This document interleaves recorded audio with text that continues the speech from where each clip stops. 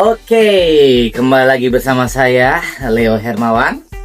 Dan hari ini kita mau mewawancarai seseorang yang sangat spesial buat saya, yaitu ibu saya sendiri. Ya, Ibu Bonjour. Bonjour, ya, Ibu Katrin.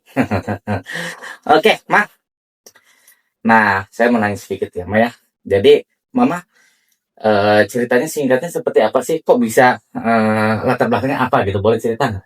Saya Sebelum ke Indonesia ya, sebelum ke Indonesia sebelum apa? ke Indonesia saya mah 30 sampai 30 tahun tinggal di Prancis, di Paris. Di sana saya sekolah, saya kuliah, saya kerja, tapi sangat senang jalan-jalan, pergi backpackeran. Tadinya dari tahun saya umur 30 tahunan, saya pergi ke Indonesia buat jalan-jalan.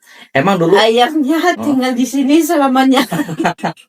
Emangnya dulu di Prancisnya itu seperti apa sih waktu lagi zaman Mama Bunda itu di Prancisnya kayak apa gitu? Apanya? Kehidupan di sana seperti apa gitu? Iya, kehidupannya enak, tapi saya dulu ya saya pertama tinggal sama orang tua, Mhm, sama keluarga, terus kerja, mhm, punya apartemen sendiri, mhm. ada uang buat bisa pergi Oh, jalan-jalan, gitu. hobinya jalan-jalan, Oh, hobinya jalan-jalan. Kok gitu. kok bisa nemuin Indonesia gitu pertama kalinya tuh? Bagaimana ceritanya bisa tahu Indonesia gitu? Terus apa Bisa gitu? tahu Indonesia kan hobinya jalan-jalan, suka pergi Heeh. sama teman-teman ke beberapa negara gitu, dan ke Amerika, ke Kanada, ke Sri Lanka, ke Maldives, terus udah gitu pengen ke Indonesia. Yang terkenal dulu mah Indonesia, Bali, lebih terkenal Bali. Bali. Jadi dari eh, terbang dari Singapura langsung ke Bali. Oh. Tapi katanya dulu pernah waktu kecil tuh apa? Bayangin apa atau suka baca atau pas Itu langsung banyak, jalan itu gimana? ada yang sedikit aneh cerita saya waktu Gimana gimana? kecil. Sering sekali saya tertarik sama cerita Les Petites Îles de la Sonde. Le Kalau di Petit Îles bahasa, de la Sonde. ya, Les Petites Îles, ça me faisait rêver, make me dreams always when I was a little girl. And artinya Les Petites Îles de la Sonde, pulau kecil Sunda, Oh. Sundaland. Oh. Ada Pulau banyak kecil. cerita gini. Dulu nggak dipanggil Indonesia, zaman dulu nggak bilang Indonesia. Itu namanya Petites Îles de la Sonde. Oh, Dan- Sundaland gitu ya. Dan saya tidak tahu, selalu bikin saya mengayal. Jadinya, ujungnya saya tinggal di sini. Luar biasa. Jadi ternyata Indonesia dulu namanya Sundaland dan Mama jadinya ke sini gitu ya. Mama mah Indonesia. kurang tahu, cuman ini tertarik gitu, pingin tahu, udah tahu Les Petites Îles de la Sonde itu Indonesia. Terus sama teman-teman, ayo kita ke Indonesia. Terus pertama ke Bali. Itu tahun berapa, Ma? Tahun pertama 83. Wah, udah lama banget ya. Iya, udah lama banget. Udah 43 tahun. Terus itu gimana ceritanya kok? Kan kalau Bali ya udah terkenal lah ya. Terus gimana ceritanya? Kok bisa ke Pangandaran? Pangandaran kan dulu waktu zaman itu mungkin belum ada listrik gitu-gitu ya, masih. Belum ada apa-apa. Pertama, tahun pertama 83, saya ke Singapura, Bali, ke Jawa, tapi ke Jogja aja. Dari Jogja pulang ke Prancis, kan liburnya cuma 1 bulan. Terus tahun sesudahnya 84 ke Indonesia lagi. Dari Indonesia lagi ke Jawa dulu. Ke Jawa saya baca di Lonely Planet ada village kecil namanya Pangandaran. Itu desa nelayan. Desa nelayan, gak ada apa-apa. Orangnya jarang ada yang ke Pangandaran. Tapi saya, itu bagus, kita ke Pangandaran yuk.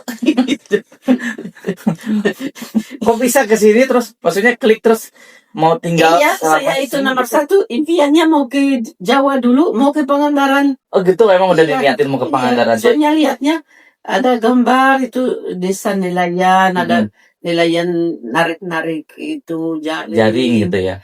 Belum ada hotel. Pertama kali saya ke Pangandaran ada, mungkin hotelnya ada 4. Terus tidurnya di mana? Tidur di Hotel Samudra. Oh, tidur di Hotel Samudra. Iya. Terus tantangan terbesarnya apa sih waktu tinggal di Indonesia gitu kan, pertama awal-awal gitu? Kan mungkin harus adaptasi gitu-gitu. Itu apa?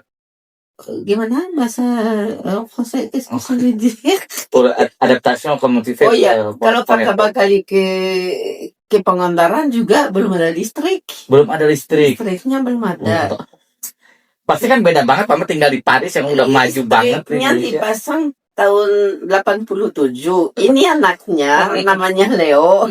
Pertama pasang listrik takut, nangis. Wah. Ada yang pasang listrik. Berarti dulu waktu Tiap malam pakai lampu apa namanya? lampu teplok ya apa? Iya, Ya, itu yang pakai minyak ya. Jadi Nimbang air di nimba, sumur. nimba. Nimba. Terus Terus begitu. gitu. Terus kok mau kan beda banget Mama di Prancis kan udah maju budayanya juga udah beda. Terus di sini yang nggak ada listrik aja nggak ada. Mau ambil air aja harus ke sumur. Orangnya paling gampang adaptasi. Gampang banget. Gimana aja. Nggak perlu mewahnya, nggak suka mewahnya. Jadi tinggal di rumahnya juga. Rumahnya pertama majelek sekali ya, Pak. Banyak lumut. Terus mulai bikin penginapan. Tamunya pada suka-suka. Tapi ada yang anak kecil bilang, ini mah bukan rumah. Nggak ada ruang makan. Nggak ada listrik.